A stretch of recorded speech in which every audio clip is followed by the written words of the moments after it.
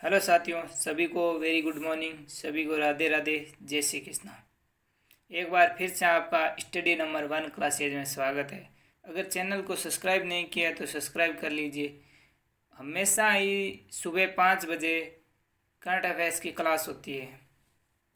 आज बात करेंगे 8 अक्टूबर 2020 के जितने भी मोस्ट इम्पोर्टेंट करंट अफेयर्स के क्वेश्चन बने हैं उन सभी क्वेश्चनों को पढ़ेंगे। हर एक क्वेश्चन के बारे में पूरा डिटेल से पढ़ेंगे। बात करते हैं पहला क्वेश्चन। जीनोम एडिटिंग की किस पद्धति विकसित करने के लिए 2 महिला वैज्ञानिकों को किस क्षेत्र का नोबेल पुरस्कार देने की घोषणा की है? अभी हम कंटिन्यू 3 दिनों से नोबेल पुरस्कार की बात कर रहे हैं और अब जीनोम एडिटिंग की पद्धति को विकसित करने के लिए किन 2 महिलाओं को नोबेल पुरस्कार दिया गया है? केमिस्ट्री नोबेल पुरस्कार, यानी रसायन विज्ञान के क्षेत्र में 2 महिलाओं को नोबेल पुरस्कार दिया है। फ्रांस की वैज्ञानिका कौन कौन है? इमैनुअल शारपेत्ये और अमेरिका की जेनिफर डाउडना। कौन है? एक तो हो गई इमैनुअला शारपेत्तिका। कौन हो गई? इमैनुअला शारपेत्तिका। कहाँ की? फ्रांस की। एक हो गई अमेरिका की जेनिफर डाउडना। कौन हो गई? जेनिफर डाउडना। कल हमने बात की थी किस क्षेत्र में, भौतिकी क्षेत्र में नोबेल पुरस्कार दिया गया था। कितने व्यक्तियों को दिया गया? 3। किस किस को दिया गया था? एक को दिया रोजर पेनरोज। कौन? Roger Penrose. एक था रिनहाई गजेल। कौन? रिनहाई गजेल। एक था एडिया गेज। कौन था? एडिया गेज। परसों भी हमने नोबेल पुरस्कार के बारे में बात की थी जिसे चिकित्सा के क्षेत्र में नोबेल पुरस्कार दिया गया था। एक वैज्ञानिक थे हमारे हार्वे जे आल्टर। कौन थे? Harvey J Alter. एक थे माइकल ह्यूटन। कौन थे? Michael Houghton. और एक थे चार्ल्स एम राइस। कौन थे? Charles M Rice. ये हो गई अभी 3 दिनों से बात चल रही है नोबेल पुरस्कार की। और इनको एक तो केमिस्ट्री के क्षेत्र में, एक भौतिकी क्षेत्र में, एक चिकित्सा के क्षेत्र में वैज्ञानिकों को नोबेल पुरस्कार दिया जा रहा है।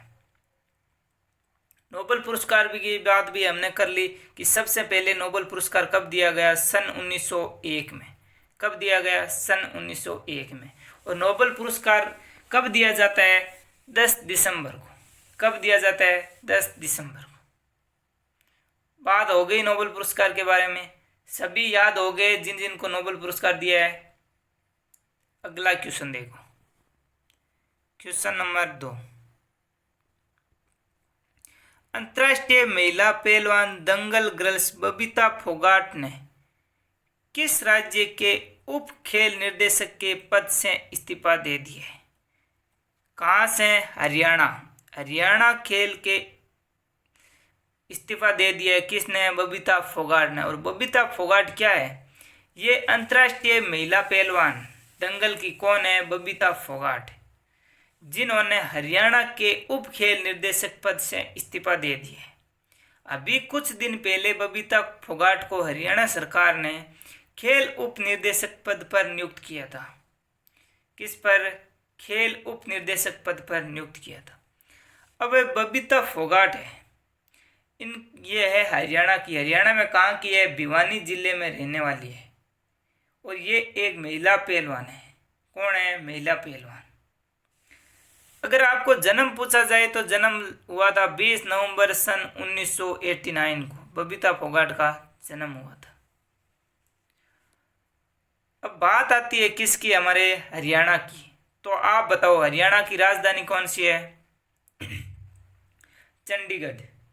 और हरियाणा के मुख्यमंत्री कौन है? कौन है मुख्यमंत्री? मोहनलाल खट्टर। साथ साथ में बोलिए, मोहनलाल खट्टर। हरियाणा के राज्यपाल कौन है? सत्यदेव नारायण आर्य। कौन है? सत्यदेव नारायण आर्य। अगला क्वेश्चन, केंद्रीय कैबिनेट ने किस शहर के वेस्ट मेट्रो कॉरिडोर परियोजना के संशोधन लागत को मंजूरी दे दी है? किसने मंजूरी दे दी है? कोलकाता में। कोलकाता में केंद्रीय मंत्री पीयूष गोयल ने घोषणा की है कि कोलकाता वेस्ट मेट्रो कॉरिडोर परियोजना के संसद लागत को क्या मंजूरी दे दी है। अनुमानित लागत लगभग वहां पे कितनी है इस परियोजना के तहत? 8,575 करोड़ रुपए। कितने? 8,575 करोड़ रुपए। अब बात आती है हमारे किसकी? कोलकाता की। कोलकाता क्या है?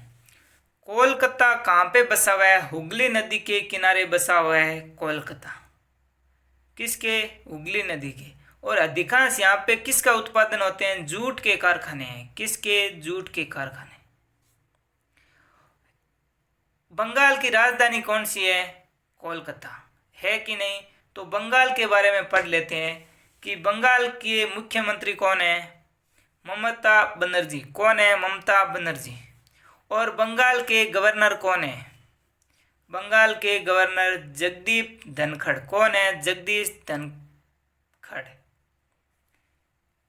ये बात कर ली हमने इस पूरे क्वेश्चन का। अगला क्वेश्चन देखो।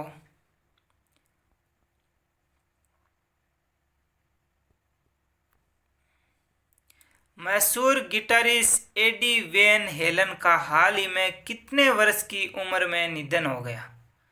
कितने वर्ष की? 65 वर्ष की उम्र में मशहूर गिटारिस्ट एडी वैन हेलन का। किसका? एडी वैन हेलन का हाल ही में लंबे समय से कैंसर से पीड़ित चल रहे थे और उनका 65 वर्ष की उम्र में क्या हो गया? निधन हो गया।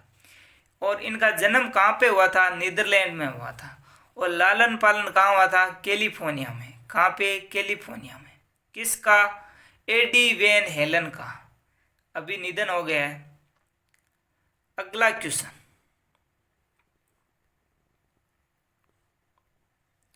बयालीसवीं जीएसटी काउंसिलिंग बैठक में सरकार ने सभी राज्यों को लागत कितने करोड़ रुपए का उपकर मुआवजा आवंटित किया है? कितने करोड़? 20,000 करोड़ रुपए का मुआवजा आवंटित किया है। किसने? केंद्र सरकार ने सभी राज्यों को 20,000 करोड़ रुपए का उपकर मुआवजा आवंटित किया है। अब बात आती है हमारे किसकी? 42वीं जीएसटी बैठक। क्वेश्चन बन जाता है कि 42वीं जीएसटी काउंसिलिंग बैठक कब हुई थी? कब हुई थी? 5 अक्टूबर को। कब हुई थी? 5 अक्टूबर को। सोमवार 5 अक्टूबर को हुई थी जीएसटी काउंसिलिंग की बैठक। अगला क्वेश्चन देखो। Question number 6। आज क्या है? आज है 8 अक्टूबर। और 8 अक्टूबर को पूरे भारत में कौन सा दिवस मनाया जा रहा है? भारतीय वायुसेना दिवस। कौन सा दिवस मनाया जा रहा है? भारतीय वायुसेना दिवस 8 अक्टूबर को मनाया जा रहा है। Indian air force day.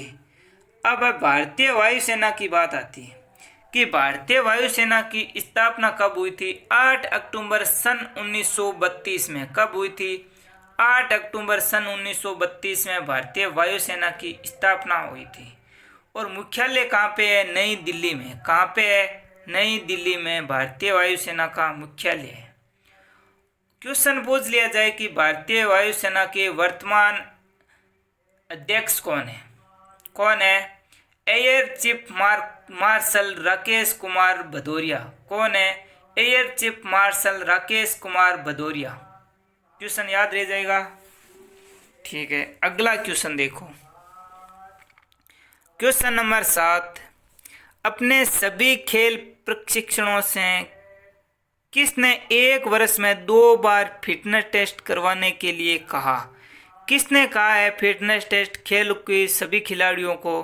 भारतीय खेल प्राधिकरण ने कहा है कि एक साल में 2 बार फिटनेस टेस्ट करवाना होगा सभी खिलाड़ियों को। किसको? सभी खिलाड़ियों। अब बात आती है भारतीय खेल प्राधिकरण। ये क्या है? ये एक सभी युवा कार्यक्रम एवं खेल मंत्रालय का महत्वपूर्ण अंग है जो अपनी खेल प्रोत्साहन योजनाओं के माध्यम से भारतीय खेल प्राधिकरण युवाओं की प्रतिभा उत्पन्न करने का काम कर रहा है। समझ में आ गया क्या है भारतीय खेल प्राधिकरण? इसकी स्थापना कब हुई थी? सन 1982 में हुई थी भारतीय खेल प्राधिकरण की स्थापना। मुख्यालय कहाँ पे है? मुख्यालय है नई दिल्ली में। कहाँ पे? नई दिल्ली में। अगला क्वेश्चन देखो, क्वेश्चन नंबर 8। कैबिनेट ने जूलॉजिकल सर्वे ऑफ इंडिया और किस देश के इंटरनेशनल बारकोड ऑफ लाइफ के बीच हुए समझौते को मंजूरी दी है? किसको? कनाडा। यानी कि कैबिनेट ने जूलॉजिकल सर्वे ऑफ इंडिया और कनाडा के एक not for profit corporation international barcode of life यानी IBOL के बीच हुए समझौतों को क्या मंजूरी दी है? किसने मंजूरी दी है? कनाडा ने। तो कनाडा के बारे में देख लेते हैं। कनाडा की राजधानी कौन सी है? ओटावो। कौन सी है? ओटावो। और कनाडा की मुद्रा क्या है? Canadian dollar. कौन सी है? Canadian dollar. और कनाडा के प्रधानमंत्री कौन है? Justin Trudeau. कौन है? Justin Trudeau. अब देखो अगला क्वेश्चन, क्वेश्चन नंबर 9। केंद्रीय मंत्रिमंडल ने भारत और किस देश के बीच साइबर सुरक्षा के क्षेत्र में हुए सहयोग को मंजूरी दे दी है? किस क्षेत्र में? साइबर क्षेत्र में। किसके? भारत और जापान के बीच साइबर सुरक्षा के क्षेत्र में हुए सहयोग समझौते को क्या दे दी है? मंजूरी दे दी। अब साइबर समझौता क्या होता है? ये एक कंप्यूटरी सुरक्षा प्रौद्योगिकी क्या है? एक शाखा है। इसके तहत कंप्यूटर के जो भी फाइल डाटा है ये चोरी ना हो सके उसके लिए साइबर सुरक्षा नाम की एक कंपनी बनाई गई है जो कि सभी डाटा को सुरक्षित रखने के लिए काम करती है। अब बात आती है हमारे किसकी? जापान की। तो जापान की राजधानी कौन सी है? टोक्यो। कौन सी? टोक्यो। और जापान की मुद्रा कौन सी है? जापानी येन। और जापान के प्रधानमंत्री कौन है? कौन है प्रधानमंत्री? योशिहिडे सुगा। कौन? योशिहिडे सुगा। कौन? योशिहिडे सुगा। याद रह जाएगा, योशिहिडे सुगा। अगला क्वेश्चन, क्वेश्चन नंबर 10, आज का लास्ट क्वेश्चन। निम्न में से किस देश ने हाल ही में supersonic missile assistant release of torpedo का सफलतापूर्वक परीक्षण किया है? किसने किया है? भारत ने।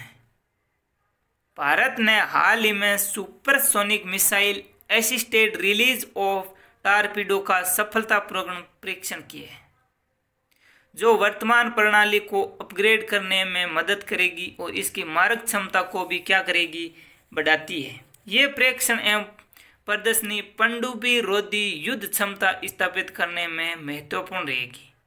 किसमें महत्वपूर्ण रहेगी? पनडुब्बी रोधी युद्ध क्षमता को स्थापित करने में।